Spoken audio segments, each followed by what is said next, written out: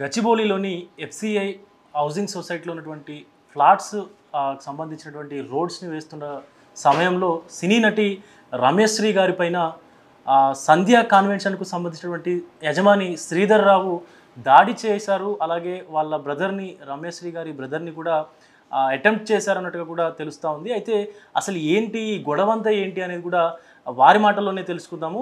పెద్ద ఎత్తున రమేశ్రీ గారి పైన వాళ్ళ బ్రదర్ ప్రశాంత్ పైన కూడా దాడి చేసినట్టే కూడా చెప్తా ఉన్నారు. అసలు దాడి ఎందుకు చేయాల్సి వచ్చింది శ్రీధర్ రావు అనేటువంటి విషయాలు కూడా రమేశ్రీ గారిని అడుగుదాం. హలో మేడం, నమస్తే. నమస్తే అండి. మేడం, అసలు ఈ ఎఫ్సిఐ ఫ్లాట్స్ గొడవ ఏంటి? మీరు అసలు ఎప్పుడు దాంట్లో ఫ్లాట్ తీసుకున్నారు? ఈ శ్రీధర్ రావుకి మీకు సంబంధం ఏంటి? మీ మీద ఎందుకు దాడి చేయాల్సి వచ్చింది ఆయన? మీ ప్రశ్నకి అయితే నా దగ్గర ఎందుకు దాడి చేయాల్సి వచ్చిందండి దాని మీద నా దగ్గర అయితే ఆన్సరే లేదండి. ఫస్ట్ ఆఫ్ ఆల్ సో నేనైతే ఎఫ్సిఐ లేఅవుట్లో నేను 2003లో తీసుకున్నానండి. సో సేమ్ టైం శ్రీధర్ రావు గారు 2014 నుంచి కొనటం ఎంటర్ అయ్యారండి. నన్ను ఎన్నో టైమ్స్ ఇది అమ్మేయమని ఆయన నాకు తెలియదు. శ్రీధర్ రావు గారు ఎలాగుంటారో నేను ఎప్పుడూ చూడలేదు. ఒకే ఒకసారి అతను చూశాను. అప్పటికే ఎప్పటి నుంచో నా మీద అమ్మేయమని ఫోర్స్ ఉంది. బట్ యాక్చువల్లీ దాన్ని అని కాదు, ఎవరైనా ప్రాపర్టీ ఎందుకు కొనుక్కుంటామంటే ఇప్పుడు నా సినీ జీవితం క్లోజ్ అయిపోతుంది, నాకు ఆపర్చునిటీస్ లేవు అని అనుకున్నప్పుడు ఓకే దాన్ని ఒక ప్లాన్ చేసుకొని నా ఫ్యూచర్లో చాలా ఇప్పుడు ఎలా ఉన్నానో అదే నా స్టేటస్ ఉండాలి అనే ఒక ఉద్దేశంతో దాన్ని ప్లాన్ చేసుకొని కొనుక్కొని ఇన్ ఫ్యూచరు 23 సంవత్సరాలు అంటే నాట్ ఏ స్మాల్, నా ఏజ్ ఆఫ్ అయిపోయిందంటే నేను ఇండస్ట్రీలో ఆల్మోస్ట్ ఎంటర్ అయిన టైంలోనే కొనుక్కున్నాను నేను. సో అలా ప్లాన్ చేసుకొని అక్కడ కొనుక్కున్నాను. శ్రీధర్ రావు గారికి నాకు ఎటువంటి ప్రాబ్లమ్స్ కానీ లేకపోతే నా నైబర్ కాదండి, అంటే నా పక్క ప్లాట్లోనేమి ఆయన అంటే 2014 నుంచి కొన్నాడు కాబట్టి ఆయన ఎక్కడెక్కడ కొనుక్కున్నాడో మనకు ఐడియా లేదు.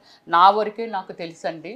సో అలాగా ఆ మనిషి అప్పుడప్పుడు ఎదిగి ఇప్పుడు ఒక 100 ఎన్నో కొన్నాను అని అంటున్నారు. బట్ ఓకే, కొనుక్కోవడంలో తప్పలేదు, ఏమీ తప్పలేదు. కానీ అక్కడ మొత్తం ఇంకా ఒక 50 మెంబర్స్ ఇలాగ ఏమిటంటే అందరివి మొత్తం ఏవైతే హద్దులు ఉంటాయో హద్దులన్నీ సరిపేసి ఒక ప్లే గ్రౌండ్ లాగా చేయడం జరిగిందండి. చేసేసి దాన్ని మనం ఎవరిమీ ఐడెంటిఫై చేయలేము. రోడ్లన్నీ మొత్తం ఏదైతే ఎఫ్సిఐ లేఅవుట్లో రోడ్లు అనేవి మనకి ఒక లేఅవుట్ వేస్తే రోడ్లు లేకుండా ఎవరు పర్మిషన్ ఇవ్వరు. సో దానికి ఆ రోడ్లన్నీ మొత్తం అంతా క్లోజ్ చేసేసి తనకు నచ్చినట్టుగా పర్మిషన్లు పెట్టేసి, అంటే ఆ పర్మిషన్లో పక్కవాడి ప్లాట్ కూడా ఉండొచ్చండి, అతనిదే ఉండాలని రూల్ లేదు.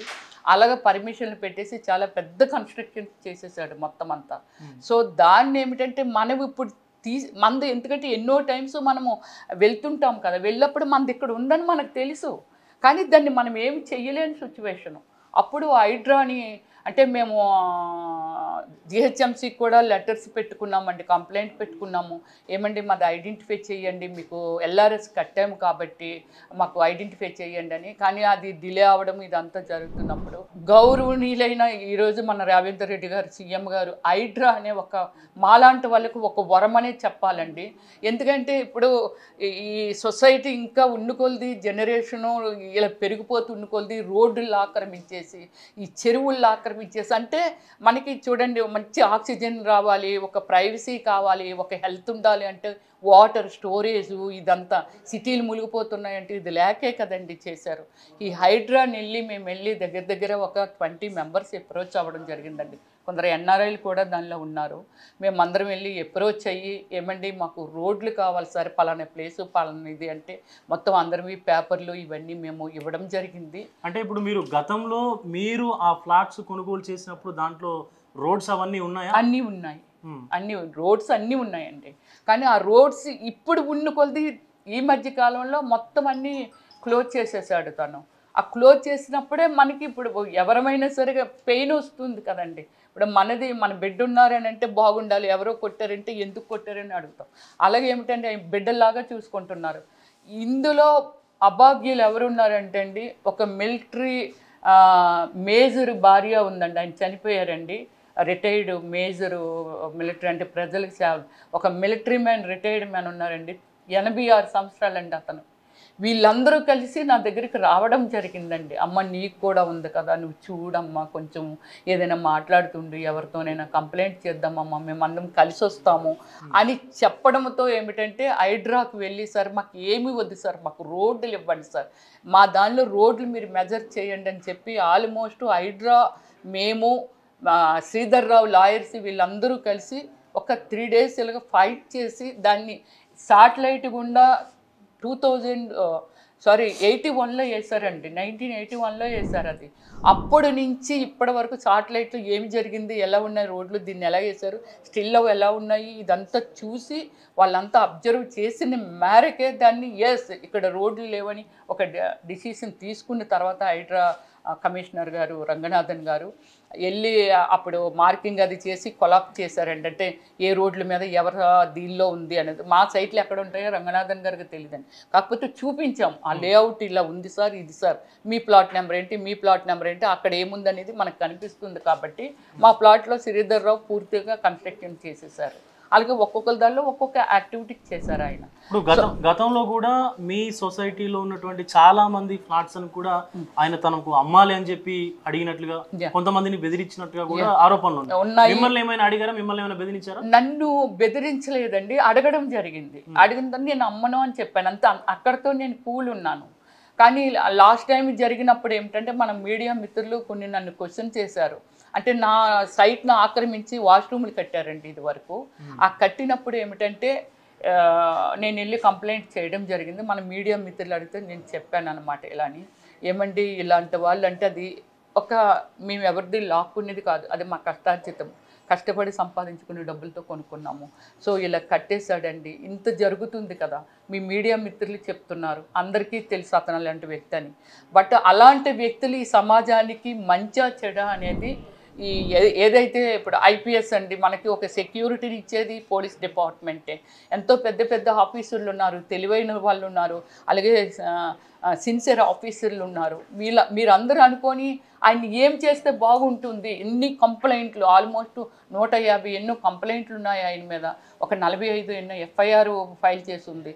అయినా సరే ఆయన ఇంత ధైర్యంగా ఒక మనుషుల్ని బ్లాక్మెయిల్ చేయడం కానీ, వాళ్ళ మీద డిఫరెంట్ కేసులు పెట్టేయడం కానీ ఇలాంటివన్నీ చేస్తున్నారు. కాబట్టి దయచేసి అలాంటి వాళ్ళ గురించి ఎవరినో నయమని చేశారు, ఎవరెవరినో ఎన్కౌంటర్ చేస్తున్నారు, ఎవరో అమ్మాయిని రేప్ చేశారని పిల్లలు ఎన్కౌంటర్ చేస్తున్నారు, మరి ఇలాంటి వాళ్ళని ఈ సమాజంలో ఎందుకు వదిలేస్తున్నారని నేను చెప్పడం జరిగింది. అప్పటి నుంచి గర్జి పెట్టుకున్నాడండి నా మీద. ఇప్పుడు మీ మీద ఈరోజు దాడి జరిగింది అని చెప్పి చెప్తా ఉన్నారు. అయితే ఆ దాడి చేసినటువంటి వ్యక్తులు శ్రీధర్ రావుకు బంధువులా లేకపోతే సన్నిహితులా, ఆయన దగ్గర పనిచేసేటటువంటి వ్యక్తులా, మీరేమైనా గుర్తించారా వాళ్ళని? లేదండి, అది యాక్చువల్లీ ఎస్టర్డే ఏమి జరిగిందంటే మార్నింగ్ 11 o'clock నుంచి సైట్లో హైడ్రా వాళ్ళే మమ్మల్ని పిలవడం జరిగింది. 10 families వెళ్ళాం అక్కడికి.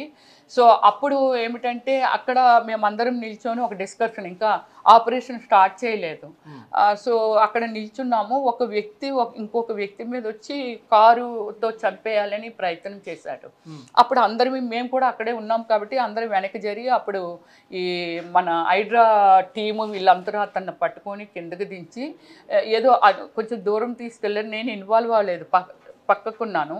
ఎవరినైతే చంపాలనుకున్నాడో ఆ వ్యక్తి మా దగ్గర నిల్చొని ఉన్నాడు. హైదరాబాద్లో అతన్ని ఇక్కడ పెట్టారు, అతన్ని ఏమో మాట్లాడారు. సో మేము అడిగామన్నమాట, ఎందుకు అదేంటి అతను అలా చంపేయాలనుకున్నాడు, అసలు ఇటు మన మీద నుంచి కారు వచ్చేస్తుంది అని అంటే, లేదండి నన్నేనండి అని అన్నాడు ఆయన. అంటే వాళ్ళిద్దరు కొట్టుకున్నారనమాట. ఆ కొట్టుకుంటే అప్పుడు మేము అడిగాము, లేదండి నాకు ఒక వెంచరు, ఒక 9 కోట్లు ఖర్చుతో నాకు ఒక వెంచరు, తను ఒక ప్లేస్ని అతనే చూపించాడు, మనం పర్మిషన్స్ పెట్టుకొని అతను అడ్వాన్స్ అంతా తీసుకున్నాడు, తర్వాత మన మీద కేసు పెట్టాడండి, అది కొలాప్ చేయించేశాడండి, మళ్ళీ అదే ప్లేస్లో అదే పర్మిషన్ తెచ్చి అదే దీనిలో కట్టాడండి. సో నా డబ్బులు పోయాయి. ఒక మనిషి వ్యక్తిత్వం అనేది ఎంతోమందిని ఇలాగే బ్లాక్మెయిల్ చేస్తున్నాడు. కాబట్టి కొందరు పెద్దవాళ్ళు ఉన్నారు ఇందులో, వాళ్ళకి సపోర్ట్ చేద్దామని నేను వచ్చానండి, ఎవరైనా రావచ్చు అనే టైప్లో అలా మాట్లాడాడు. హైదరాబాద్లో అతన్ని బయటికి పంపించారండి. ఏదైతే కారుతో అటాక్ చేయాలనుకున్నాడో, చంపాలనుకున్నాడో, నేను అప్పుడు ఆ పర్సన్ని చూశాను. సో నేను ఈరోజు మీడియా ముందు మీతోనే నేను మాట్లాడుతుంది ఒక రమేశ్రీ అంటే, నేను బ్రతుకున్నాను అని అంటే, నేను మార్నింగ్ ఆ ఇన్సిడెంట్లో అతన్ని చూశాను కాబట్టి అండి. 2 అయ్యింది, అందరూ లంచ్కి వెళ్ళిపోయారండి. కొందరు హైడ్రా వాళ్ళు, తర్వాత టౌన్ ప్లానింగ్ ఆఫీసర్స్, తర్వాత జిహెచ్ఎంసీ వాళ్ళు ఈ ప్లానింగ్లు అయ్యి ఎక్కడెక్కడ 20 acres కదా అన్నీ వేస్తున్నారు. నేను సిఐ గారికి కాల్ చేశాను, హైడ్రా సిఐ గారికి. సార్ నేను ఇలాగా లంచ్కి వెళ్తున్నాను సార్, నాకు డిన్నర్ లేదు, బ్రేక్ఫాస్ట్ లేదు, వెళ్తున్నాను సార్ అని అంటే, అప్పుడు ఆయన అన్నారు వెళ్ళి వెంటనే వచ్చేసేయండి అంటే, షూర్ సార్ నేను వస్తాను, మళ్ళీ వెనక్కి వస్తాను అన్న. డ్రైవర్నేమో ఆ రోడ్డు మీదకి తెమ్మన్నాను. రైట్ సైడ్ ఏమో బస్ స్టాప్ ఉంది, left side Sanjay convent Sridhar రావుది పెట్రోల్ బంక్ ఉంది. అప్పుడు నేను రైట్కి నడుచుకుంటూ వెళ్ళిపోతున్నావు, 2 స్టెప్పులు ముందు నడుస్తున్నాడు నా బ్రదరు, నేను బ్యాక్ నడుస్తున్నాను. మన ఆపోజిట్ కదండి వెహికల్స్ అవి వస్తుంటాయి. సో వస్తున్నప్పుడు మామూలుగా ఇలా అబ్జర్వ్ చేసి నడుచుకుంటూ వెళ్ళిపోతున్నప్పుడు ఇలా లుక్ చేసినప్పుడు మార్నింగ్ ఎవరినైతే చూసానో ఆ పర్సన్ ఉన్నాడండి, బైక్ నడుస్తున్నాడు, 2 వీలర్ మీద వస్తున్నాడు. వెనకాలేమో ఇంత కత్తండి, దానికి క్లాత్ చుట్టేశారండి.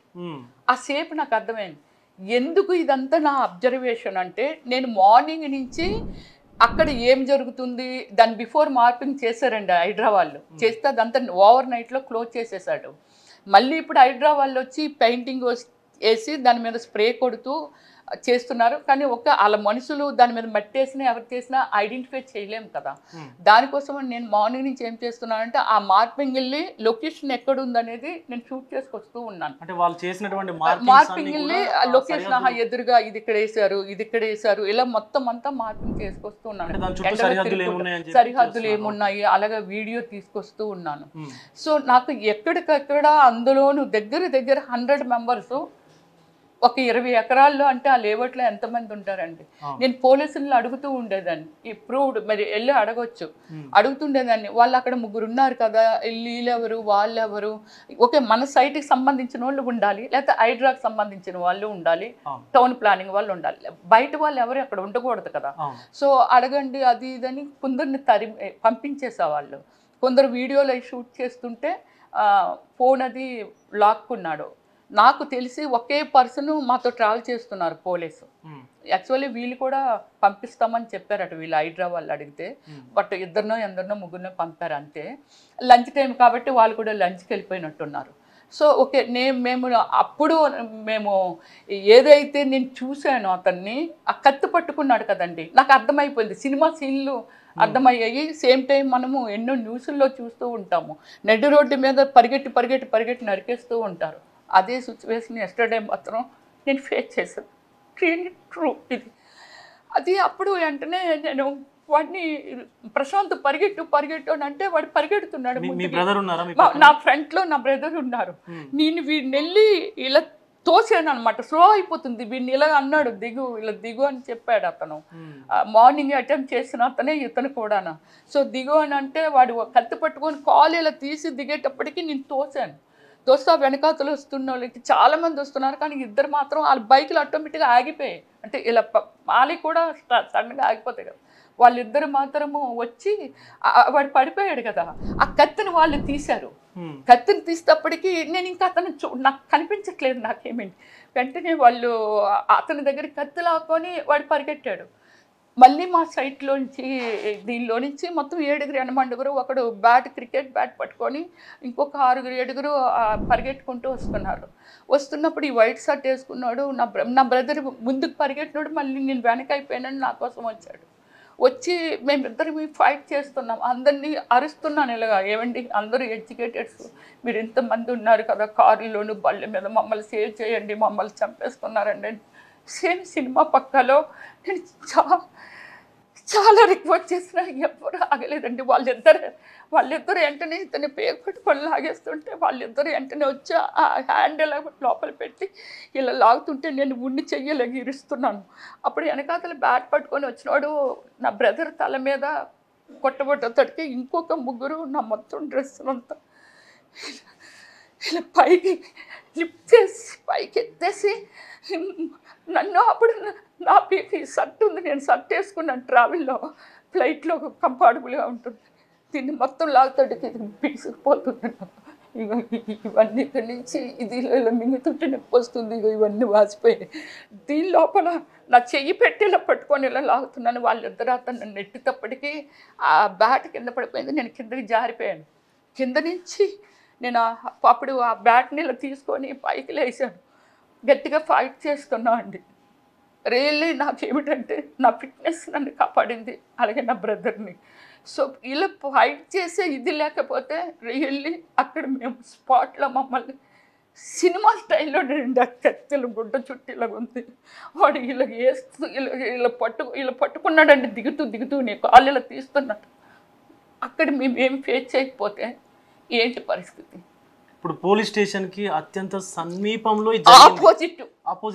Exactly opposite. సో పోలీసులు ఏమన్నారు? మీరు ఏమనలేదండి. తర్వాత వెంటనే హైడ్రా వాళ్ళు దానికి డ్రైవర్ వెనకాల ఉన్నాడు. తర్వాత నేను గట్టిగా పిలుస్తున్నాను, ఎక్కడున్నారు పోలీసులు ఎక్కడున్నారు అని. సైట్లోకి వెళ్ళి పరిగెడుతున్నాం. ఎవరైనా ఆపోజిట్ వచ్చి పొడిచిస్తే ఆ సైట్ నిండా గూండాలి, అందరూ గూండాలండి. అక్కడ గుడిసెలేసాడు గూండాలకి ఏమి కావాలండి? వాళ్ళ పొట్టకూటి కోసమైనా సరే 1000 రూపాయలు 2000 ఇస్తామంటే చంపేస్తున్నారు. ఇప్పుడు అలా ఉంది, అది మనం చూస్తున్నాము. కానీ వాళ్ళు ఎటు నుంచి వచ్చి పొడిసేస్తారో కూడా మనకు తెలియదు. ఇది ఫేస్ చేశాను. ఒక పోలీసు ఉన్నాడు, ఇంకా ఆఫీసర్లు వాళ్ళు ఉన్నారు. లేదు పోలీస్ కంప్లైంట్ ఇద్దాము, మొత్తం ఇదంతా బ్లడ్ వచ్చేసి ఇదంతా చించేసి అలా అయ్యింది, వెళ్దామని ఆ పోలీస్ మాతో పాటు వచ్చాడు. అమ్మో మేము అతనితో రాలేము, మేము ఒకవేళ అతనున్న మమ్మల్ని పొడి చేయవచ్చు కదా అని అనుకొని మేము రామన్నాం. లేదు మేడం నేనున్నాను మీకు, ఎందుకంటే నీ దగ్గర ఏమి గన్ లేదు, ఏమీ లేదు, ఇదిగోండి చూడండి సార్ ఈ షర్టు, ఇదిగో ఈ షర్ట్ అది ఇలాగ చీరేసి దీనిలో నుంచి ఇలా పట్టుకొని ఇలా చీరేసి ఇదంతా చేసేసి ఇది చేశారు. దీన్ని నేను పోలీస్ స్టేషన్కి వెళ్ళిన తర్వాత నన్ను అసలు ఎవ్వరు ఇగో ఇక్కడ ఎస్ఐ కూర్చున్నారు రండి అని అన్నారు. ఏమి జరిగింది అని అడిగి పూర్తిగా అతను వినకుండానే వెంటనే అక్కడ మీరు రిపోర్ట్ రాయండి అన్నారు.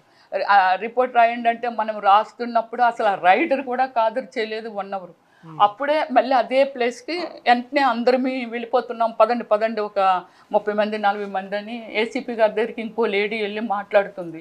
ఆవిడ్ని కూడా ఇంతకుముందు మాలా చౌదరి అని రిటైర్డ్ మేజర్ వైఫ్ అండి, ఆమె కూడా మిలిటరీ మేజర్గా చేశారు ఆయన. సో ఆమెని కూడా 3 నెలలు జైల్లో పెట్టి చంపేయటానికి అటాక్ చేశారటండి ఢిల్లీలో. దీనిలో ఆమె పెట్ లవర్ అనమాట. ఆ పెట్స్ అంతా కుక్కలు, ఆవులు, బర్రెలు ఎన్ని ఉంటాయో ఆమె ఇంట్లో ఫ్రీగా సర్వీస్ చేస్తుంటారు ఆవిడ. సో ఆమె కూడా పోలీస్ స్టేషన్లో వెళ్ళి ఏసీపీ గారితో మాట్లాడుతుంది. సార్ నేను ఇంతకు ముందు కూడా ఇక్కడ కంప్లైంట్ ఇచ్చాను, ఎవరు పట్టించుకోవట్లేదు సార్, అతను మనుషులు డైరెక్ట్ అటాక్ చేస్తున్నాడు సార్, అది చాలా తప్పు, ఇప్పుడు మీరు కళ్ళుతో చూస్తున్నారని ఆవిడ ఏదో చెప్తుందంట. సో వెంటనే మమ్మల్ని రమ్మన్నారు, మేము వెళ్ళాము, మీరు ఇక్కడ ఉండండి మేము వస్తామని చెప్పి మమ్మల్ని అక్కడ ఉండమన్నారండి. పోలీస్ స్టేషన్లో ఎవ్వరూ లేరండి. పోలీస్ స్టేషన్ చుట్టూ మళ్ళీ వాళ్ళ మనుషులే, శ్రీధర్రావు మనుషులే. ఎక్కడ వచ్చి లోపలికి వచ్చి ఎవ్వరూ లేరు కదా, ఎవరైనా వస్తే ఏంటి వీళ్ళు ఎవరైనా అడగండి అని 1-2 కానిస్టేబుల్స్ ఉంటే వీళ్ళు ఎందుకు లోపలికి వస్తున్నారు, కామన్గా పోలీస్ స్టేషన్ నువ్వెవరు అని అడుగుతుంటారు కదా, మీరు ఎందుకు వచ్చారు, దేనికోసం వచ్చారని అడుగుతారు. అసలు ఎవరు పట్టించుకోవట్లేదు, ఏయో ఫోన్లు మాట్లాడుతున్నట్టు ఎందుకో వస్తూ ఉన్నారు అనమాట.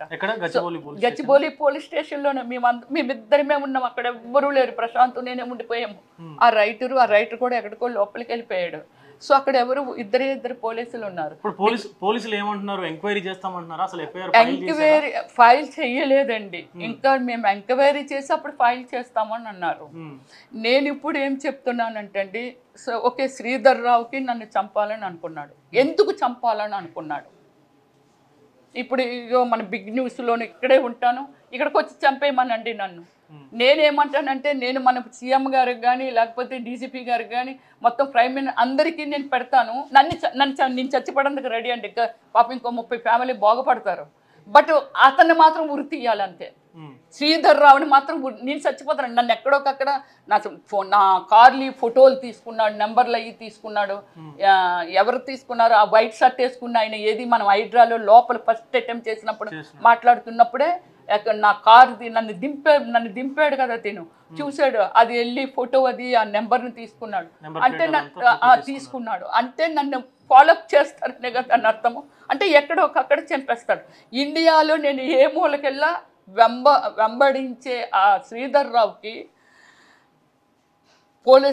రిటైర్డ్ పోలీస్ ఆఫీసర్లు ఆయన దగ్గర 20 మంది ఉన్నారు. రిటైర్డ్ మన ఏమిటి సబ్ రిజిస్టర్లు లేకపోతే రిజిస్టర్లో ఒక 15 మందో 20 మందో ఉన్నారు. తర్వాత మన ఎంఆర్ఓ ఆఫీస్ నుంచి రిటైర్డ్ వాళ్ళు ఒక 15 మంది ఎంతో పనిచేస్తున్నారు. లాయర్లు ఒక 15 మంది, గోండాలు ఒక 200 మంది పనిచేస్తున్నారు. ఇతనికి ఏమిటంటే వాళ్ళందరూ అంతమంది ఎందుకు అతని దగ్గర ఉన్నారు? మంచి కోసమా చెడు కోసమా? అంటే వీళ్ళందరికీ డబ్బులు ఇచ్చి మొత్తం మేనేజ్ చేస్తున్నాడండి. అంటే దీనిలో ఏమిటి మన రెవెన్యూ డిపార్ట్మెంట్లో ఏమి లచుకులు, ఎవరి మీద ఏం చేయొచ్చు, ఏది ఎలా లాగేయచ్చు అనే టైప్లో అది ఒక డిస్కషన్ ఉంటుంది.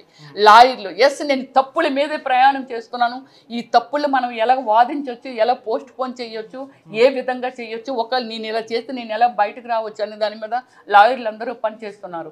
రిజిస్టర్లు అంటే ఈ ల్యాండ్లో లొసుగు ఏమిటి, ఈ ల్యాండ్లో ఏముంది, ఆ ల్యాండ్లో ఏముంది, ఇది మనం కొట్టేయొచ్చా అనే ఒక డీటెయిల్స్ కోసము అది పనిచేస్తుంది. ఇలాగా మొత్తం ఒక వ్యవస్థ నడుస్తుందండి. ఇప్పుడు ఆయనకున్నటువంటి ఆ సంధ్యా కన్వెన్షన్ కు సంబంధించిన ల్యాండ్ కూడా ఒకే ఎకర్ ల్యాండ్ అక్కడ ఫిజికల్ గా ఉంది, బట్ రికార్డ్స్ లో మాత్రం సుమారుగా 5 నుంచి 6 ఎకరాల ల్యాండ్ చూపిస్తుందంటూ కూడా మీరు ఆరోపణలు చేస్తా ఉన్నారు. మిగతా ఫ్లాట్స్ అసోసియేషన్స్ వాళ్ళు కూడా చెప్తా ఉన్నారు. అసలు అక్కడ ఎంత ల్యాండ్ ఉంది ఆయనకి? అంటే యాక్చువల్లీ మన లేఅవుట్ వేసినప్పుడు అక్కడ శ్రీధర్ రావు లేడండి, అక్కడ ల్యాండ్ కూడా లేదు. అంటే ఉంది పక్కన ఏదో ల్యాండ్ ఒకటి ఉంది, కానీ ఇది సంధ్యా కన్వెన్షన్ శ్రీధర్ రావు అనేది లేదు ఇక్కడ లేఅవుట్ వేసినప్పుడు. ఓకే, దాని తర్వాత అక్కడ ల్యాండ్ సంధ్యా కన్వెన్షన్ శ్రీధర్ రావు కొన్నాడు అనేది మనం వింటూ ఉండేవాళ్ళం. చెప్పాను కదా, శ్రీధర్ రావు మనకు ఎవరికి తెలియదు. సో ఆ ల్యాండ్ ఫిజికల్గా అక్కడ లేదనేది మొన్న హైడ్రా వాళ్ళు మెజర్ చేసినప్పుడు, ఈ లేఅవుట్ మొత్తం అంతా మెజర్ చేసినప్పుడు 20 ఏకర్స్లో లేఅవుట్ వేశారు. సో ఆ లేఅవుట్ మొత్తం మెజర్ చేసినప్పుడు మరి ఇది ఇంకా ఉంది ఈ లేఅవుట్కి సంబంధించింది అయితే హైడ్రా వాళ్ళే చూసారండి. హైడ్రా వాళ్ళే మన పాతది ఏదైతే ఉందో, అంటే సంధ్యా కన్వెన్షను శ్రీధర్ రావు అక్కడ కళ్యాణ మండపం కానీ ఏం కట్ల, ఇంకా అది చూస్తే అదేంటి కాంపౌండ్ వాళ్ళు అక్కడ ఉంది, మరి ఈ లోపల ఏంటి కళ్యాణ మండపం సంబంధించి వాష్రూములు కానీ కిచెన్ కానీ ఇదంతా మొత్తం కట్టేశారు, అది ఇదని చెప్పి చూస్తే అది ఆయన సైట్ కాదండి. ఇప్పుడు ఇవి పగలగొట్టారండి. ఇంకా ముందుకెళ్ళా సరే అక్కడ అది సైట్ లేదని హైడ్రా వాళ్ళును టౌన్ ప్లానింగ్ ఆఫీసర్లు వీళ్ళే ఐడెంటిఫై చేశారండి, మేము కాదు. ఇందులో తగ్గింది మీకు ఫ్లాట్సే లేవని హైడ్రా సాక్షిగా, హైడ్రా కమిషనర్ సాక్షిగా నీకు లేదని వాళ్ళ లాయర్ గారు అంటుండే వాళ్ళండి. అదేంటమ్మా, ఒక ప్లాట్ చేసిన తర్వాత ఒక లేఅవుట్ చేశాక ఎలాగ అందులో ల్యాండ్ ఎలా తగ్గుతుంది? ఫ్లాట్స్ లేకుండా ఎలా ఉంటాయి? లేకుండా ఎలా కొనుక్కొని ఉండుంటారు? ఎల్ఆర్ఎస్ ఎలా కట్టుండుంటారు? ఎల్ఆర్ఎస్ అనేది జిహెచ్ఎంసి దగ్గరుండి దాన్ని మెజర్ చేసి దానికి రోడ్లు అప్రోచింగ్ ఏమున్నాయి, ఎంత ల్యాండ్ ఉంది, దీనికి ఎంత మనీ పే చేయాలి మన గవర్నమెంట్కి అంటే జిహెచ్ఎంసీకి అనేది మెజర్ చేసి కదా ఎల్ఆర్ఎస్ కట్టించుకుంటారు. బట్ అక్కడ ఆ ల్యాండ్ లేదు ఏ ల్యాండ్ లేదని నువ్వు చెప్తావంటే శ్రీధర్ రావు గారు లాయర్ ఆమె. సో నేనున్న రోజు ఆర్గ్యూ, మళ్ళీ నేను వెళ్ళలేదు, ఢిల్లీలో ఉన్నాను. ఢిల్లీలో ఉన్నప్పుడు ఇంకో 2 లాయర్లు లేదు, ఆ అమ్మాయి ఇంకో లాయర్, అప్పుడు కూడా అలాంటి ఆర్గ్యూసే జరిగాయండి. అంటే ప్రభుత్వ అధికారులు ఉండి కూడా మా మీద అటాక్ చేసినప్పుడు, మార్నింగ్ అతని మీద చేసినప్పుడు ప్రభుత్వ అధికారులు అందరూ ఉంటారండి, అందరూ చూసారు. కాకపోతే నాది అవుట్ సైడ్ జరిగింది కాబట్టి ఎవరు లేరండి అక్కడ.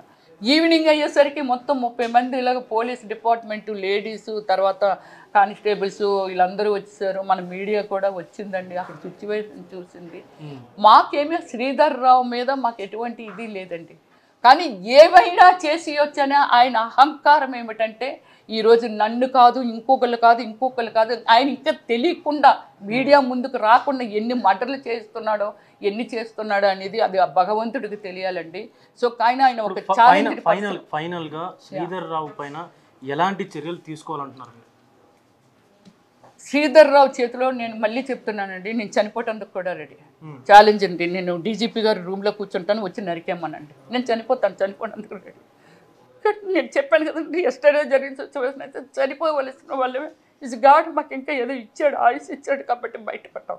కానీ ఎప్పుడు అతని కళ్ళు నా చుట్టూ ఉంటాయి అనే సంగతి నాకు తెలుసు. దీని బిఫోర్ కూడా ఒక మీడియా నన్ను లాస్ట్ ఒక 20 days బ్యాక్ ఇది కొలాబ్ చేసినప్పుడు నాకు మీడియా మిత్రులు కాల్ చేస్తే నేను ఇదే చెప్పాను, 100% నా మీద థ్రెడ్ ఉంటుంది శ్రీధర్ రావుది, మీరు అడుగుతున్నారు బట్ నేను ఓపెన్గా మాట్లాడుతున్నాను అంతే. చెప్పాను కదా, నాకు అతని మీద కాదు, న్యాయం మీద పోరాటము, నేను ఇదే చేస్తున్నాను తప్ప శ్రీధర్ రావు ఎలాంటి వాడు ఏంటి నాకు అనవసరం. బట్ నా వల్ల కొందరు బాగుపడతారంటే నేను చనిపోవటానికి కూడా రెడీ. అదే నేను అంటున్నానండి, మన ఆఫీస్లో ఉన్నాను, రమ్మనండి, మీరు ఇన్ఫామ్ చేయండి, ఆవిడ రెడీగా ఉందండి నరికేయండి అని.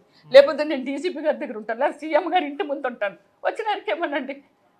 కానీ నేను చనిపోయిన తర్వాత మాత్రం దయచేసి శ్రీధర్ రావుని మాత్రం ఏ విధంగానైనా ఆయనకి మాత్రం గురి తీయాలండి. నన్ను ఎక్కడో అక్కడ చంపేద్దామని అతని ప్లాన్. దిస్ ఈజ్ ట్రూ అండి. నేను నా ప్రాణం పోయిన నా 27 years కెరియర్లో 400 సినిమాలు చేశాను, 9 లాంగ్వేజెస్ చేశాను, ఎంతో రికార్డు ఉన్న ఉమెన్ని, కానీ వెరీ సింప్లిసిటీ ఉన్న ఉమెన్ని, ఎక్కడ కాంట్రవర్సీ లేని ఉమెన్, ఎక్కడ బయట కూడా నేను ఎక్కడ కనపడనండి. ఎంతో అవసరమైతే నేను ఆల్మోస్ట్ మీడియా దగ్గరికే వస్తాను, మీడియా వాళ్ళతోనే మాట్లాడతాను. ఏదైనా ఒక బ్యాడ్ సిచ్యువేషన్ జరిగినా దాని గురించి గ్రేట్గా మాట్లాడతానండి. అలాంటి నన్ను చంపేయాలని అనుకున్నాడంటే చంపేయాల్సినంత గ్రేట్స్ నా మీద ఏముందో కూడా నాకు అసలు కొంచెం కూడా అర్థం కట్టలేదు. నాలాంటి దాని మీద అటాక్ చేస్తే అతనితో చిన్న ఏదైనా విరోధం ఉన్నా అలాంటి వాళ్ళని అతను వదులుతాడండి. ఇలాంటి వ్యక్తి సమాజానికి ఎంతవరకు అవసరం అనేది ఇంకా ఆఫీసర్లే, మన గెజిటెడ్ ఆఫీసుల్లో IPSలో ఇలాంటి వాళ్ళే డిసైడ్ చేయాలి, లేకపోతే ప్రభుత్వమే డిసైడ్ చేయాలండి. మాలాంటి వాళ్ళే అతను తీర్పు ఇవ్వలేమండి. సంధ్యా కన్వెన్షన్ ఓనర్ అయినటువంటి శ్రీధర్ రావు ఎవరైతే ఉన్నారో పెద్ద ఎత్తున ఆరోపణలు కూడా వస్తూ ఉన్నాయి తన మీద.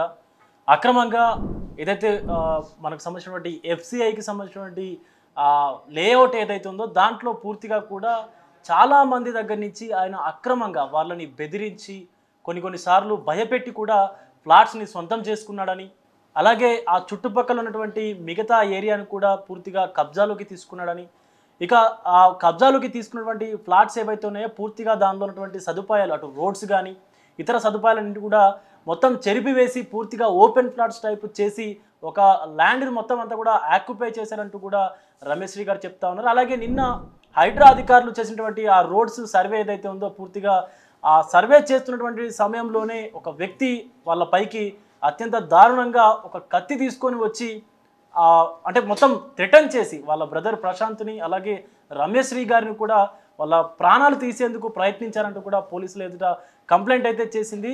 పెద్ద ఎత్తున ఆరోపణలు కూడా వస్తూ ఉన్నాయి దీనికి సంబంధించి అటు సంధ్యా కన్వెన్షన్ ఓనర్ పైన కూడా. సో ఖచ్చితంగా ఆయన పైన కఠినమైనటువంటి చర్యలు తీసుకోవాలంటూ కూడా రమేష్ శ్రీ గారు కోరుతున్నటువంటి సిచ్యువేషన్ అయితే కనిపిస్తూ ఉంది. For more videos like this, subscribe Big TV channel.